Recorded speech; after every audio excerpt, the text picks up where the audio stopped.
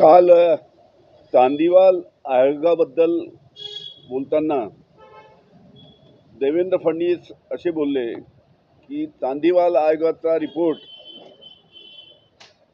आमचं सरकार असताना आला होता. ही खरी गोष्ट आहे. आमचं सरकार असताना चांदीवाल आयोगाचा रिपोर्ट आला होता, पण काही दिवसातच आमचं सरकार पडलं. त्याच्यामुळे तो रिपोर्ट आमचं सरकार जाहीर करू शकलं नाही. आता त्यावेळेस आमचं सरकार का पडलं? उद्धवजी ठाकरे यांचे त्यावेळेस 40 आमदार, एका आमदाराला 50 कोटी रुपये देवेंद्र फडणवीस यांनी देऊन फोडलेत. त्याच्यामुळे त्यावेळेस सरकार पडलं. त्याच्यामुळे तो रिपोर्ट आमचं सरकार गेल्यामुळे समोर येऊ शकला नाही.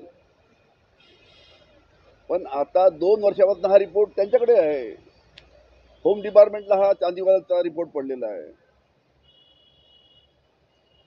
त्याच्यामुळे माझी त्यांना विनंती आहे की चांदीवाल जे हायकोर्ट जज चांदीवाल होते, त्यांनी जी 1400 पानाचा जो त्यांचा रिपोर्ट आहे आणि त्यांनी जी 11 महिने चौकशी केली, 11 महिने चौकशी केली, जो 1400 पानाचा रिपोर्ट